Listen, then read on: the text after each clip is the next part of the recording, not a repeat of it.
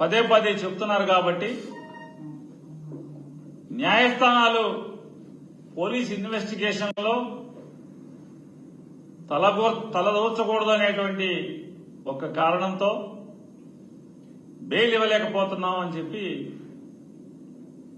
చెప్పిన దాన్ని బట్టి అంటే సుదూరానున్నటువంటి సుప్రీంకోర్టు న్యాయస్థానాలకి కూడా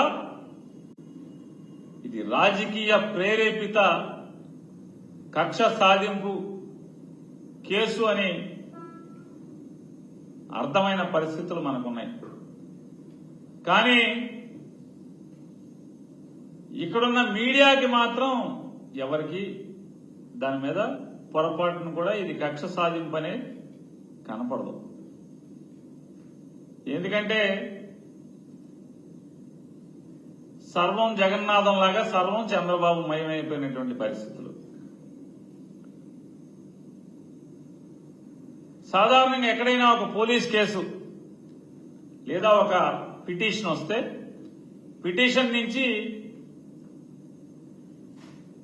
ఏ ఇన్వెస్టిగేషన్ ఏజెన్సీ అయినా అది సిబిఐ అయినా లేదా సిబిసిఐడి అయినా లేదా మరో ఒక పోలీసు అధికారి అయినా ఆఖరికి ఒక సబ్ ఇన్స్పెక్టర్ అయినా ఒక్కొక్క ఆధారాన్ని సేకరిస్తూ ఆ సేకరించిన ఆధారాలని బట్టి ఎవరెవరి పాత్రలు ఉన్నాయో ఆ రకంగా కేసును బిగించుకుంటూ వెళ్తుంటారు.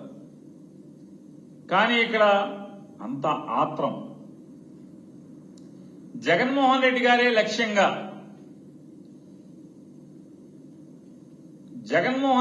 లక్ష్యంగా ఈ కేసుని మొదలుపెట్టి ఎక్కడ ఒక్క సాక్ష్యం గాని ఒక్క ఆధారం గాని అంటే ఒక్క లిఖిత పూర్వక ఆధారం గాని లేదా ప్రభుత్వంలో ఒక్క డాక్యుమెంట్ గాని ఎక్కడా కూడా ఏమీ లేకుండానే మనుషులు ఎవడొకరిని పట్టుకోవడం వాడిని బెదిరించడం అంటే ముందు ఒక లిస్ట్ రాసేసుకుంటాడు. వీళ్ళ ఆత్రం ఎట్లాంటిదయ్యా అంటే జగన్మోహన్ రెడ్డి గారి టార్గెట్ గా ఎందుకయ్యా అంటే చంద్రబాబు నాయుడు ఏమో 3,300 కోట్ల లక్ష్యంగా 370 కోట్ల రూపాయల ప్రజాధనాన్ని లూటీ చేసినటువంటి కేసులో ఆధారాలతో సహా దొరికిపోయి చంద్రబాబు నాయుడు గారికి ఎప్పుడూ ఆత్రమే.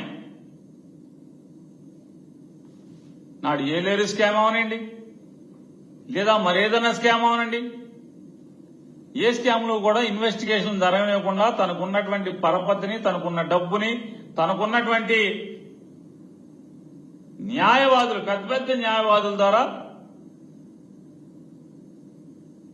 విచారణ జరగకుండా స్టేలు తెచ్చుకోవడం స్టేల్ మీద బతికేస్తుంటాడు. ఎవరైనా మనందరం కూడా 3 పూట్ల ఆనందిని బతుకుతూ ఉంటాం. చంద్రబాబు నాయుడు గారి జీవితం అంతా కూడా స్టేల్ మీద రాజకీయ జీవితం అంతా స్టేల్ మీద బతికేస్తుంటాడు.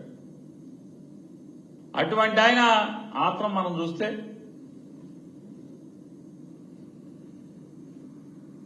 స్కిల్ స్కామ్ లో కూడా అదే ఆత్రం. ఆ స్కిల్ స్కామ్ లో దొరికిపోయి 50 రోజులు పైబడి 50 రోజులు 60 రోజులు జైల్లో ఉన్నాను కాబట్టి జగన్మోహన్ రెడ్డి గారిని కూడా నేను 60 రోజుల్లో ఎంతోమంది నాకన్నా ఒక్క రోజన్నా జైల్లో పెట్టించాలి ఈ తాపత్రయం మినహా మరి జనానికి ఏం మాట ఇచ్చాం లేదా ఈ రాష్ట్రానికి ఏమేం చేస్తా అన్నాం సంపద సృష్టిస్తామని చెప్పని రీళ్ల మీద రీళ్లు చెప్పి అరిగిపోయిన రీళ్ళెళ్ళే సందు గొందు లేకుండా ఊరూరా సంపద సృష్టి అని చెప్పుకుంటూ తిరిగారు కదా.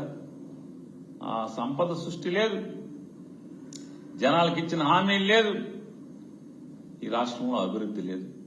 లేదా జగన్మోహన్ రెడ్డి గారు మొదలుపెట్టి సగంలో వదిలేసినటువంటి అభివృద్ధిని కొనసాగించడం లేదు, అన్ని ఆపేయటం అమ్మేయటం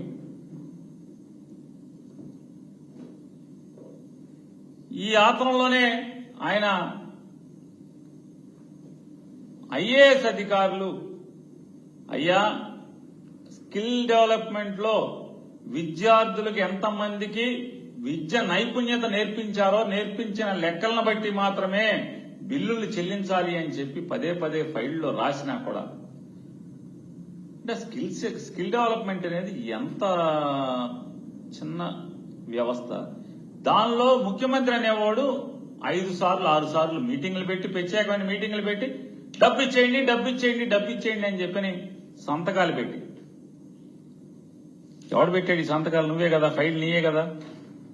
స్కిల్ డెవలప్మెంట్ లో సంతకాలు ఎవడే? నువ్వే సంతకాలు పెట్టావు పేమెంట్ ఇచ్చేయమని చెప్పి. వాళ్ళు చెప్తున్నారు అయ్యా ఇది ఇంతవరకు ఎక్కడ సెంటర్లో ఓపెన్ చేయలేదు, పిల్లలకి ఎక్కడ నైపుణ్యం ఇంకా నేర్పించలేదు, ఎంతమందికి నేర్పించారనే లెక్కలు కూడా మన దగ్గర లేవు కదా. కనీసం ఒక్కసారి చూద్దామన్నా కూడా నోరు మూసుకొని నేను చెప్తున్నాను, ముఖ్యమంత్రిగా చెప్తున్నాను, ఇచ్చేయండి డబ్బులు ఇచ్చేయండి క్లియర్ గా ఆఫీసర్లు అందరూ రాశారు. ఈ పద్ధతులు ఆచరించాల్సినప్పటికీ ఈ రాష్ట్ర అధినేత అయిన ముఖ్యమంత్రి గారి ఆదేశం మేరకు డబ్బు చెల్లించేస్తున్నామని చెప్పని చెల్లించేశారు. ఇది దొరికావు అప్పుడు అంతే కదా. ఆత్రమారి పెళ్లి కొడుకు ఏదో చేశాడన్న సామెతగా అతను ఎవరినో బ్యాగులు ఇచ్చి పంపించావు. మొత్తం సినిమాల్లో దొరికిపోయారు మీరు కెమెరాలకి.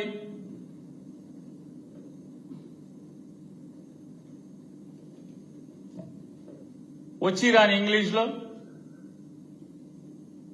అవర్ పీపుల్ బ్రీఫ్డ్ మీ, నువ్వు ఓటేయి మనం చూసుకుంటా నేను చూసుకుంటా అని చెప్పి మాట్లాడిని తంతు అంతా కూడా. ఏ రోజన్నా ఒక్కరోజన్నా ఆ వీడియోలో నేను కాదు మాట్లాడింది అని లేకపోతే నేను అతనితో మాట్లాడలేదని కానీ ఒక్కరోజు కూడా మాట్లాడలేదు చంద్రబాబు నాయుడు.